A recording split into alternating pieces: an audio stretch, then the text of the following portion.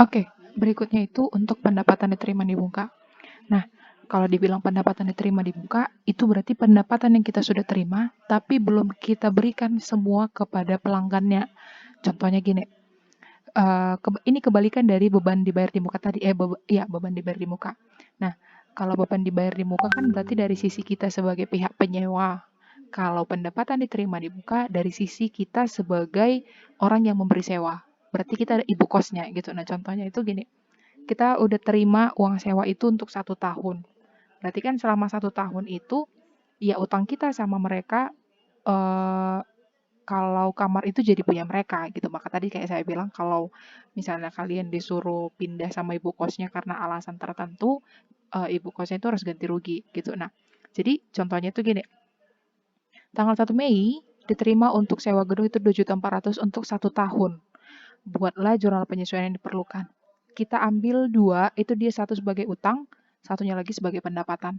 Kalau dia sebagai utang, maka di jurnal umumnya itu ini, kas pada titik-titik diterima di muka. Titik-titiknya ini disesuaikan dengan apa apa yang diterima gitu. Karena ini adalah untuk sewa, maka di sini kita tuliskan sewa gitu.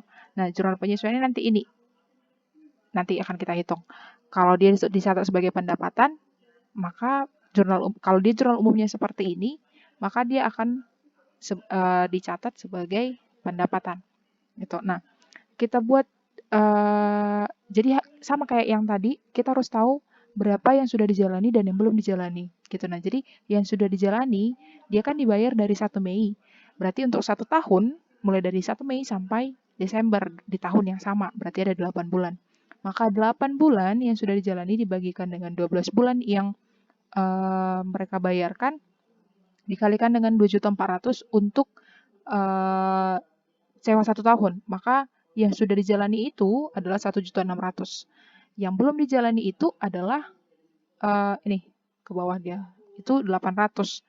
Jadi cara simpelnya gimana? 2.400.000 dikurangkan dengan 1.600.000, maka yang belum dijalani adalah 800. Kalau ditanya waktu yang belum dijalani itu ya berarti waktu untuk tahun berikutnya dari Januari sampai April di tahun yang sama tahun berikutnya gitu. Nah, maka kita tinggal masukkan ke dalam jurnal penyesuaian. Kalau dia dengan metode ini metode utang ini berarti kan ini kan jurnal umum, berarti kan di sini kan 2.400.000 ya. Di sini 2.400.000. Kalau di sini di jurnal penyesuaiannya berarti kita tinggal sesuaikan yang telah dikerjakan. Berarti itu ini saya salah kata-kata, ini yang sudah dikerjakan ya. Dikerjakan, ini yang belum dikerjakan gitu ya. Nah, jadi untuk